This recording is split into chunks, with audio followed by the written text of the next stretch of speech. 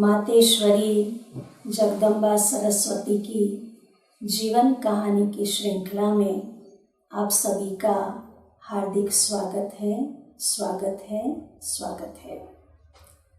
आज विशेष हम सुनेंगे दादी हृदय पुष्पा जी की मम्मा के साथ की कहानी। दादी हृदय पुष्पा चंद्रमणि दादी जी की बड़ी बहन रही है। दादी जी यज्ञ में आदि से लेकर के अपनी संपूर्ण जीवन बाबा की सेवा में समर्पित करते हुए यज्ञ की संपूर्ण सेवाओं को निभाते आए हैं। विशेष बाबा ने उनको बेंगलोर में रखा था, तो वहाँ रह करके दक्षिण भारत की संपूर्ण सेवाएं दादी जी ने निभाई है। 1996 तक 96 में दादी जी ने अपने पुराने देह का त्याग किया। तब तक दिलो जान से दादी जी ने बाबा के यज्ञ की सेवाओं को संभाला है। दादी जी दो बात विशेष बता रही है। एक, जो आदि काल में बचपन के दिन रहे, जिस समय खास मम्मा बाबा के साथ रह करके जो पालना पाई है, जो प्यार पाया है। और दूसरा, सेवा के क्षेत्र में कैसे मम्मा और बाबा की सहयोग की शक्ति मिली, उनका प्यार मिला, उनका साथ मिला। तो शुरू की बात है, कराची की बात है। उस समय पर दादी कहती है कि एक दिन मेरे पेट में बहुत दर्द शुरू हो गया। उस समय पर करीब 30 बार बाथरूम जाना पड़ा। तो उस समय मुझे कोई डर नहीं था कि कुछ हो जाएगा। मुझे संपूर्ण निश्चय था कि बाबा मेरे साथ है। मैंने अपने जीवन को भगवान के हवाले किया है। चाहे वो यहाँ रखे, चाहे वो अपने वतन में ले जाए। तो उस प्रकार से मैं बिल्कुल निश्चिंत थी। परंतु काफ़ी कमजोरी महसूस हो रही थी। कमजोरी के कारण मैं बाबा बाबा करते हुए गिर पड़ी। जब गिर गई तो वो मैसेज बाबा तक पहुंचा। बाबा तुरंत आए और आकर के बाबा ने बहुत प्यार भरी शक्तिशाली दृष्टि दी। उसके बाद थोड़ी देर में मैं आंखें खोली और फिर मुख से बाबा बाबा ही निकलता रहा। और फिर बाबा ने मम्मा को बुलाया और बाबा ने मम्मा को कहा कि अब कुछ दिन ये बच्ची की सेवा आपको करनी है। मम्मा ने कहा, जी बाबा। और इस प्रकार से बाबा ने मम्मा को समझाया कि बच्ची का 1 सप्ताह का खान पान किस प्रकार का रहेगा। तो बाबा ने मम्मा को कहा कि बच्ची को 2 दिन 1-1 घंटे में 3-3 चम्मच पानी पिलाना है। फिर 2 दिन के बाद हर घंटे में 3 चम्मच पानी, 3 चम्मच दूध पिलाना है। और फिर उसके बाद 2-2 चम्मच खिचड़ी खिलानी है। तो इस प्रकार से मम्मा ने हाँ जी करते हुए सेवा आरंभ कर दी। और मम्मा बहुत प्यार से दादी की सेवा करती रही और टाइम टू टाइम मम्मा वो खिलाती पिलाती रही। और ऐसे करते करते सप्ताह पूरा हुआ तो भी मम्मा अपने हाथ से ही दादी जी को खिलाती रही। दादी ने कहा, मम्मा अभी मैं बिल्कुल ठीक हो गई हूँ, अब मैं अपने हाथों से खाना खाऊंगी। मम्मा ने कहा, ये बाबा का डायरेक्शन है और जब तक बाबा नहीं कहेंगे तब तक मैं अपने हाथों से ही खाना खिलाऊंगी। तो इस प्रकार से मम्मा पालना करती रही। उसके बाद बाबा के डायरेक्शन अनुसार वो कार्य संपन्न हुआ और मम्मा ने दादी जी को अपने कमरे में बुलाया रात को 10 बजे। दादी कहती है मैं मम्मा के डायरेक्शन अनुसार मम्मा के कमरे में गई। जब मम्मा के कमरे में गई तो मम्मा संदली पर बैठी है और मुझे सामने बिठाया। रात को 10 बजे से लेकर के सवेरे 4 बजे तक मम्मा लगातार मुझे दृष्टि देती रही। बहुत शक्तिशाली वो दृष्टि जिसमें मैं अनुभव कर रही थी कि मम्मा की दिव्य शक्तियाँ मुझ आत्मा के अंदर ट्रांसफर हो रही है और मैं स्वयं को एकदम प्रकाशमयी अनुभव कर रही हूँ। उस समय पर इतनी गहरी अनुभूति में मैं समा गई थी और हल्कापन अनुभव हो रहा था। उसके बाद 4 बजे के बाद मम्मा ने कहा कि अभी आप अपने कमरे में जाकर के सो जाओ। सुबह कई बहनें मम्मा के पास गई और मम्मा को पूछने लगी, मम्मा हृदय पुष्पा बहन की ऐसी क्या विशेषता रही या उसने ऐसी क्या तपस्या की जो आपने पूरा सप्ताह ध्यान दे करके उनकी इतनी सेवा की। तो मम्मा ने कहा कि आप उन्हीं को ही जाकर पूछो। वो सभी बहनें हृदय पुष्पा दादी के पास गई। दादी जी को पूछा कि आपने ऐसी क्या तपस्या की है जो काश मम्मा ने आपके लिए ध्यान दे करके इतनी सेवा की पूरा सप्ताह भर।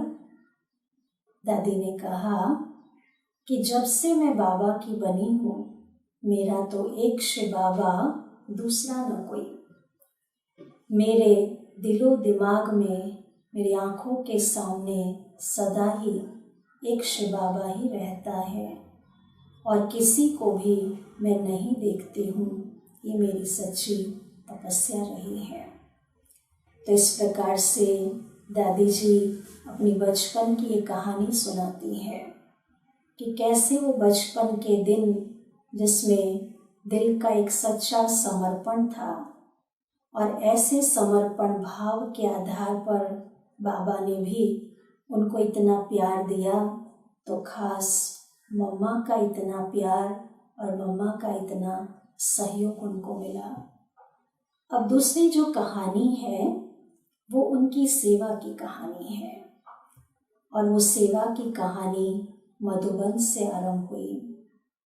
कराची के बाद अपना यज्ञ जब आबू में शिफ्ट हुआ उसके बाद बाबा ने सभी का सेवा का प्रोग्राम बनाया। पूरे यज्ञ के अंदर जितने भी भाई बहनें थे सबको बाबा ने भारत के कोने कोने में भिन्न भिन्न स्थान पर सेवा के लिए भेजा। दादी जी कहती है बाबा ने मेरा प्रोग्राम बेंगलोर का बनाया, तो उस समय पर बेंगलोर जाना हुआ। वहाँ की धरनी कठिन धरनी रही। काफ़ी सालों तक सेवा करने के बावजूद भी जैसा रिजल्ट चाहिए वैसा नहीं मिला।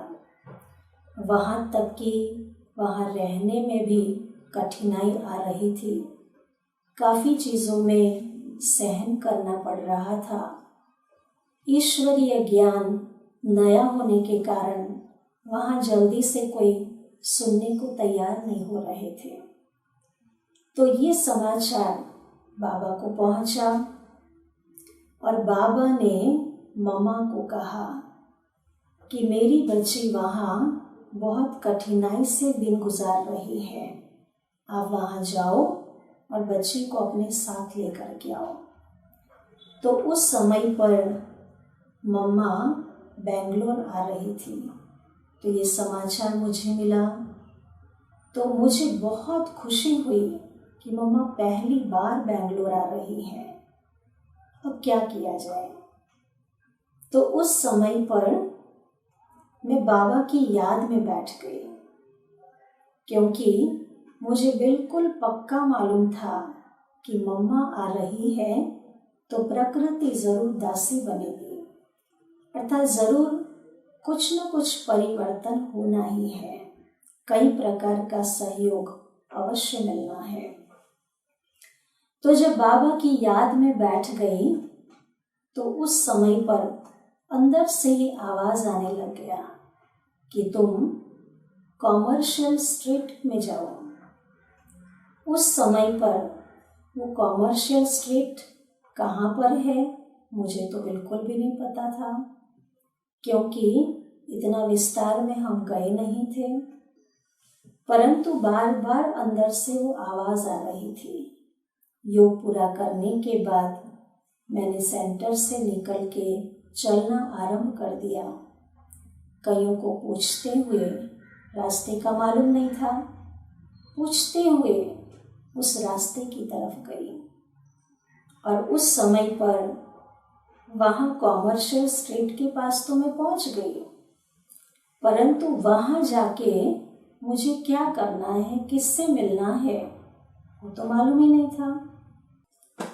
तो अंदर से आवाज़ आई और मैं आगे चली।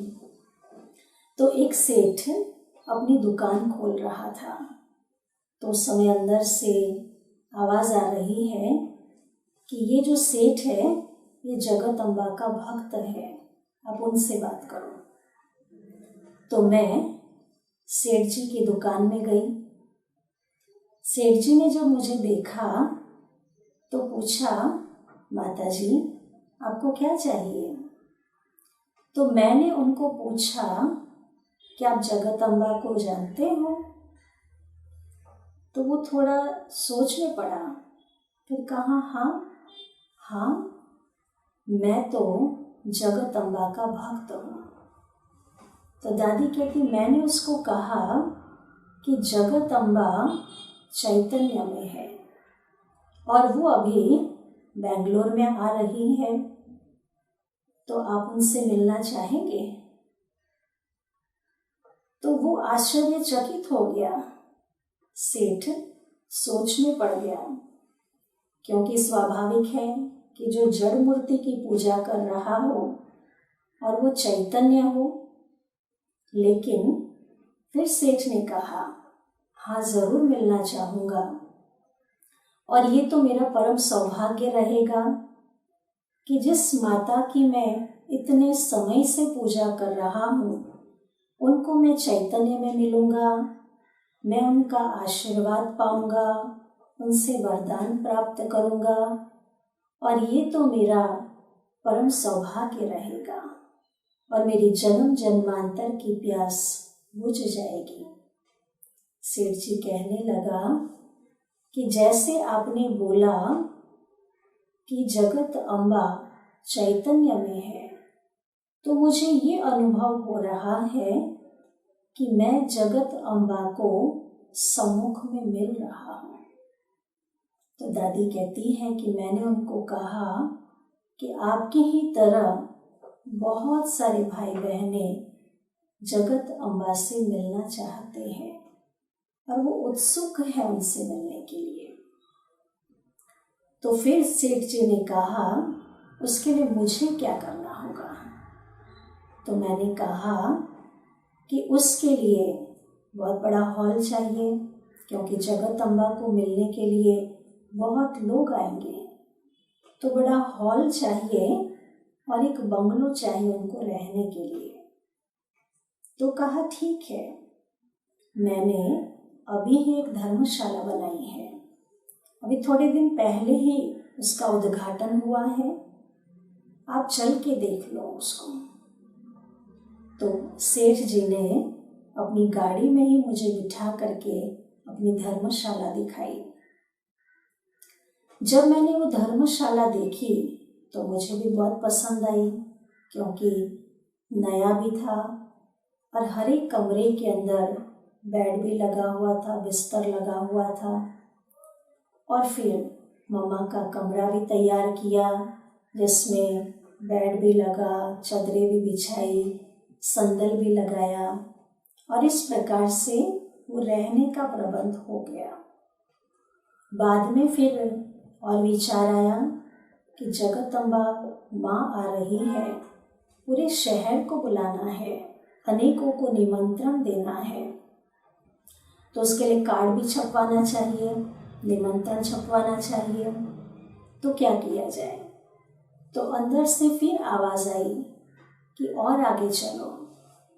तो जब मैं आगे गई तो वहाँ प्रिंटिंग प्रेस था और जब उस प्रेस के अंदर मैं गई तो वहाँ का सेठ पूछने लगा, माताजी क्या करना है? तो कहा, हमारी जगदम्बा सरस्वती आ रही है बेंगलोर में, उनका निमंत्रण छपवाना है। तो कहा, अच्छा क्या छापना है, बोलो। तो उस समय पर मेरे मुख से ऐसे अंग्रेजी के शब्द निकले जो कोई पढ़ा लिखा व्यक्ति भी बोल नहीं सकता था, और वो शब्द थे, Mateshwari Jagdamba is arriving Bangalore. Please have the blessings of complete purity, peace and prosperity for many births. All are invited. तो इस प्रकार से मेरे मुख से ये शब्द निकले और उस समय पर फिर प्रेस के मालिक ने पैसे मांगे। तो मैंने कहा, अभी तो मैं नहीं लाई हूँ, मैं सेवा केंद्र पर जाकर के एक माता के हाथ पैसे भिजवाती हूँ और आप उनके हाथ कार्ड भिजवा देना। तो इस प्रकार से निमंत्रण कार्ड का भी प्रबंध हो गया।